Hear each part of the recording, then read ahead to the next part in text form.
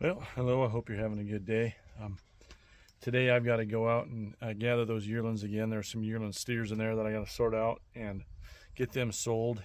And I think the last video where I got the yearlings in and we branded that little bunch, I think I said I sorted out the bulls, but I ended up putting them back in because bred heifers are going for so much.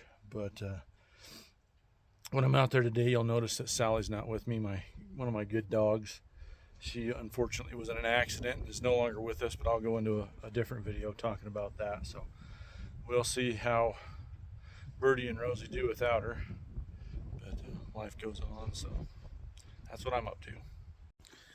So on a previous video, I think I was out looking for just one bull that we were missing. I had mentioned that the wineskin water jug that I used to carry with me for water, they don't ever last very long. I don't like them bouncing on the side of my saddle, and I'd asked if anybody knew of a better way to pack water with them on their horse, and there was only one person that replied to that, but I think it might have actually been a really good idea. They said to take a cantle bag, which this one's been sitting around here for a long time, and I gathered it up and oiled it and cleaned it, and I actually stuffed a grain sack in there so it would get its shape back. But they said take a cantle bag and then take one of these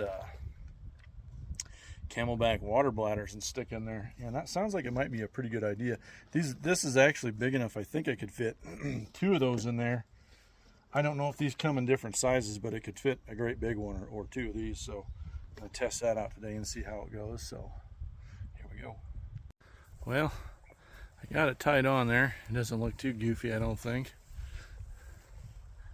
Doesn't seem like it'll flop around a whole heck of a lot. Not as much as regular old saddle pockets, so we'll see. So if you've never tried this before, it helps keep it cool quite a bit. Just take a cotton bandana, soak it down pretty good, and then you just kind of give it one good squeeze. You don't want to squeeze it too much and get all the water out, and then just drape it around your neck. I got a buckaroo knot or whatever they call tied in it. Works pretty good. So made it out here where the yearlings are, so I'm going to give this cantle bag a try. It's not very hard to unzip. Getting the hose found is kind of tricky, but not too bad. I was kind of worried whether it'd be long enough, but it is.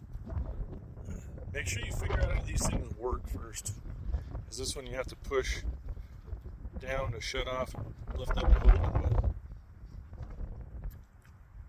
Works pretty good. It sloshes around a little bit, but nothing bad. So put the camelback in. It's a pretty good idea, so you might have to give it a try.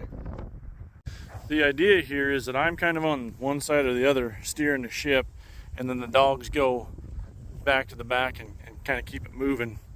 And so far it's working pretty good, but one or two more dogs would make it nicer. But we just got to get in the gate over the hill here. And the lead has found the gate, so I'm just going to sit here and let everything kind of trickle. I call the dogs off once we get to a gate like this, because it seems like this is kind of where a wreck can happen. They can lose everything, and you don't want everything to get all bunched up there at the gate and then peel off to either side and just go down a fence line. So we just kind of wait. Might send them over there to pick them up, but they got to go real nice and easy. So pretty much everything knows where they're going, and this stuff needs to catch up, so I'll send the dogs, skid them up, skid them up. And once they get close, easy, easy, good, ready, good. Worked pretty good. Well, I guess that's how one guy, a cow pony, and two dogs get 100 head of yearlings gathered. Now, to be honest with you, there were a couple zigzags that we took out there that I didn't film. It wasn't just a straight shot in here. But had my wife been with me today, that would have been not the case. It would have gone a lot smoother. But got it done somehow. There we go. All right, so we got the yearling steers sorted out. Got the yearling heifers sorted out. They'll just be going straight out that way. And got the bulls left. There's one crippled that are left out that way, so I'm gonna take these where they need to go, and then these bulls where they need to go. So now they're out here where there's quite a bit of grass and really good water, and they're out of the way till I need them. The next time I'll have to get them in is when we prig test, and that'll be first part of October. So hopefully hopefully I don't have to look at them again until then. Now, as far as these camelbacks go, I'm impressed. This was pretty handy.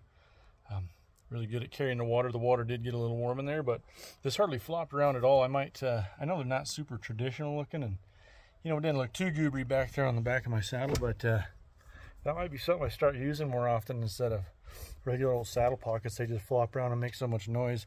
I'll have to see how it is at carrying your other stuff in there and see if it's something I'll use from now on. But as far as right now, it works pretty good. You kind of use the little bit of the use of your back saddle strings, but these are long enough I could go around the camelback and still tie a jacket or a rain slicker on there. So yeah, I like them.